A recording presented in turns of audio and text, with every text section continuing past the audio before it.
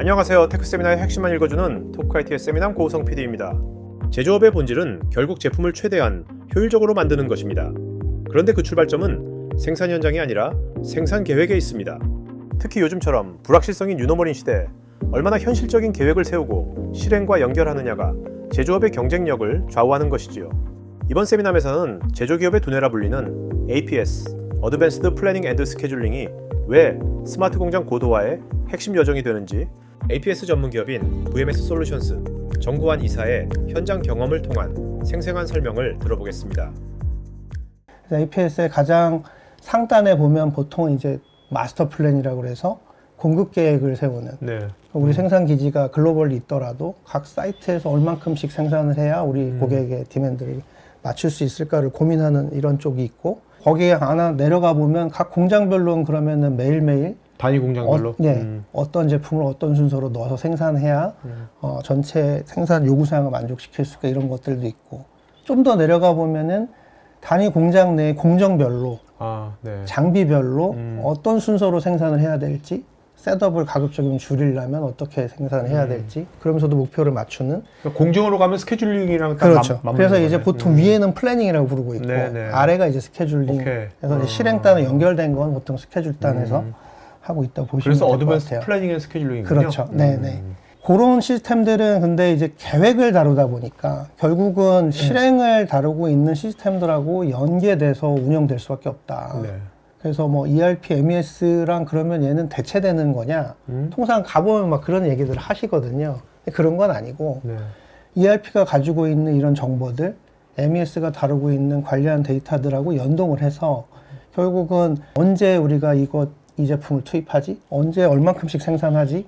그다음에 생산하는 쪽에서는 가동률을 높이려면 어느 순서로 투입을 해갖고 생산해야 돼? 이런 계획을 오늘, 일주일, 한 달, 뭐 두 달 이런 계획들을 세워주고, 그거 기반으로 실행하게 해주는 게 이제 APS이기 때문에. 또 요즘같이 뭐 호르무즈 해협 이렇게 될 때, 야 원유가 안 오면 어떻게 하지 우리? 와디프 해봐야 될 거 아니야, 그렇죠. 그죠? 네. 만약에 뭐 부품 공급이 잘 안 될 때는 우리가 어디를 통해서 생산을 하는 게 좋은지, 어떤 걸 먼저 생산할지, 뭐 이런 것들도 대안을 평가해보는 데도 사용을 하겠죠.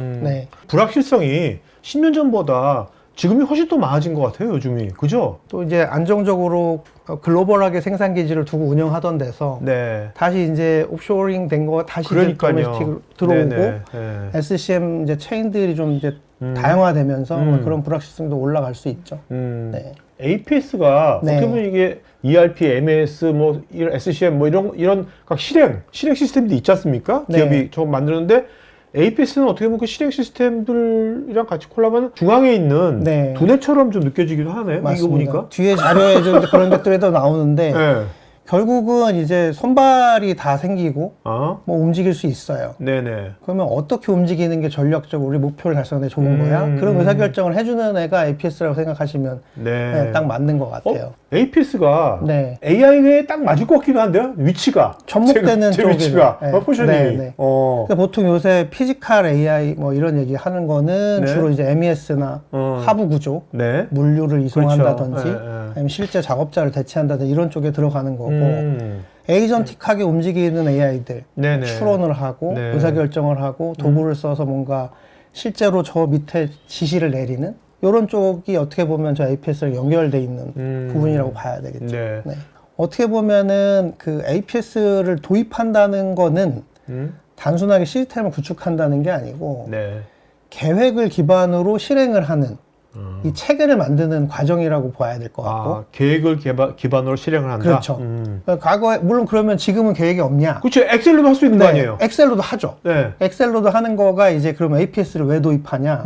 엑셀로 하기가 버거워지는 타이밍이 온다는 거죠. 그래서 지금도 목표를 달성하기 위해서 엑셀로 해도 아무 문제 없어. 그러면 굳이 APS를 도입 안 하셔도 돼요. 그런 회사에서는? 저는 그렇게 생각합니다.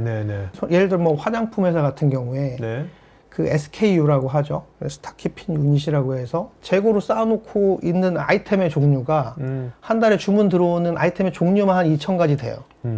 그럼 그거를 우리가 이 계획을 수립해가지고 그렇네. 시간에 맞게 잘 생산을 하는 거를 사람이 그냥 잘 다 할 수 있을까?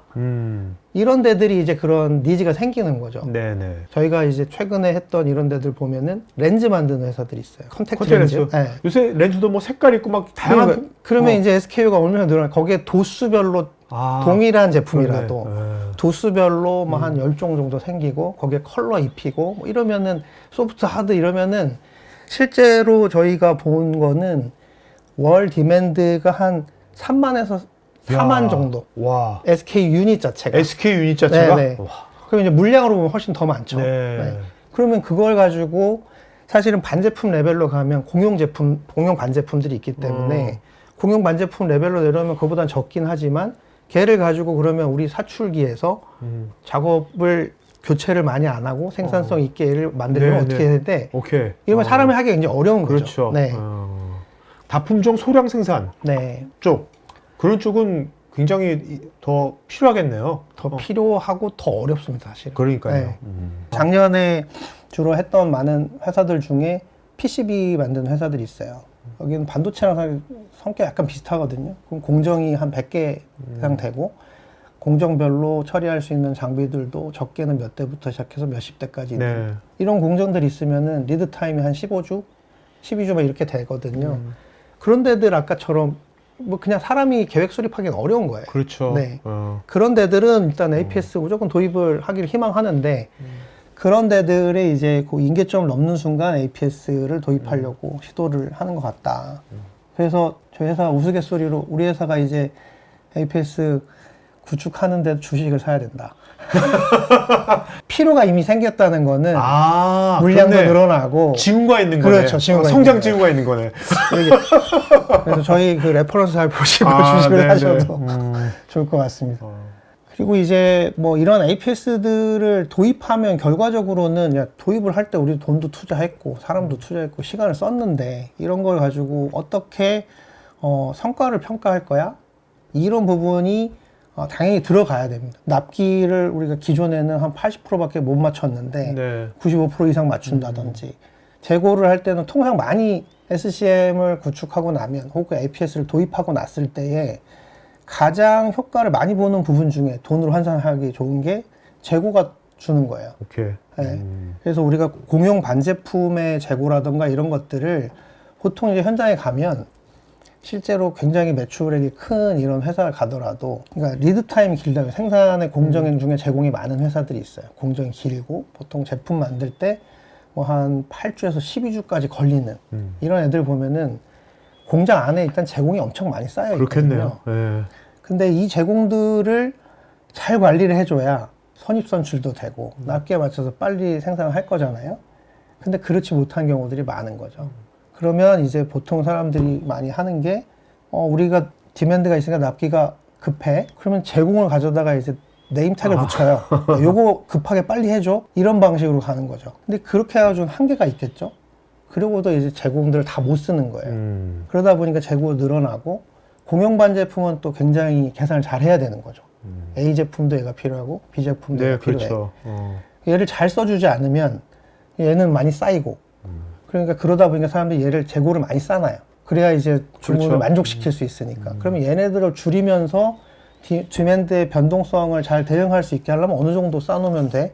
이런 것들을 이제 얘를 시뮬레이션도 해보고 테스트하면서 결정도 하고 가급적이면 우리 재고를 잘 사용하면서 고객 디맨드를 만족시키는 계획을 수립하다 보면 그 재고 수준이 좀 떨어지니까 재고 보유에 대한 비용이 발생하는 거를 줄일 수 있는 거죠. 그런 걸 가장 많이들 느끼시는 것 같아요. 그럼 보통 이제 네. 이런 APS 프로젝트를 할 때 네. 하기 전에 기업의 재고, 뭐 납기액률 이런 것들을 일단 지표를 일단 좀 분석하시겠네요. 그렇죠. 분석하시고 네. 거기랑 협의를 해가지고 여기 이게 구현이 되면 저게 목표가 이렇게 개선될 수 있다라고 네, 또 네, 제시를 해주나요? 그렇게 해야 그 보통 저희가 뭐 POC 같은 거를 한다고 하면은 네, 현 수준을 한번 측정을 하고요. 네. POC지만 계획을 해보면 요만큼까지 줄일 수 있을 것 같아요. 오케이. 뭐 이런 것들을 제시해드리기도 하고. POC가 네. 저런 거를 한번 해보는 거구나. 그러니까 뭐 그거를 우리가 완벽한 아니지만. 그렇죠. 네. 오케이. 그러면 가능성을 보는 거죠. 네, 저희도 네, 네. 리스크를 줄이기 위해서. 네. 그래야지 그 기업 입장에서는 그쵸. 우리가 여기에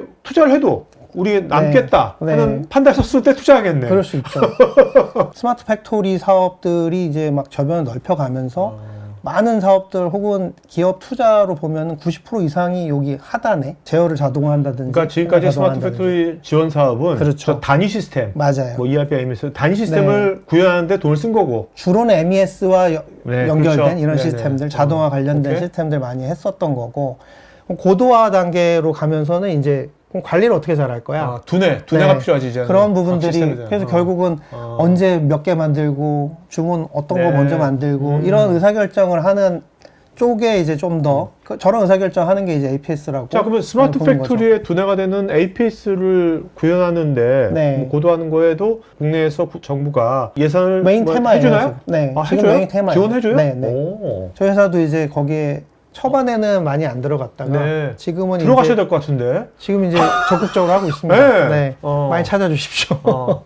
APS 그 자체는 제조 운영을 하는 체계 중심 머리 역할을 하면서 실행할 수 있는 요 체계를 만드는 거라고 보야 되고 그 중에 이제 핵심적인 역할을 하는 소프트웨어다 이렇게 보시면 좋을 것 같습니다. 그러니까 이게 계획하고 실행하고 뭔가 갭 분석해서 또 개선시키고 네, 하는 네. 이 루프가 네. 각 실행단이나 이 사람들은 저 APS에 있는 존재를 잘 못 느끼면서 저것이 저절로 이렇게 잘 되면 최고겠네, 그게. 그렇죠. 네. 요즘 같은 AI 시대 APS는 어떻게 변화하고 있는지 관련 영상은 우측 상단 카드 링크를 클릭하시면 보실 수 있고 APS 관련 문의는 여기 메일로 하실 수 있습니다. 지금 보신 이 세미나 영상은 제가 진행하는 토크IT의 토크형 웨비나 내용 일부를 재구성해서 스토리텔링한 영상입니다. 여러분 회사의 솔루션이나 신기술에 대한 자연스러운 토크형 웨비나를 진행하면서 지금 보신 세미나 같은 영상을 제작하는 것에 관심 있으신 분은 우측 상단에 카드 링크를 클릭하시면 관련 서비스 내용을 보실 수 있고 여기 전화나 메일로 문의 주시면 친절하게 상담해 드리겠습니다. 테크 전문 채널 토크IT에서는 제조 DX 관련 다양한 전문가들과 언제든지 상담하고 소통할 수 있는 구해줘 매니팩처링이란 공간이 있습니다. 구글에서 한글로 토크IT 치시거나 우측 상단에 링크를 클릭하시면 됩니다. 여러분의 좋아요와 구독은 컨텐츠 제작에 큰 힘이 됩니다.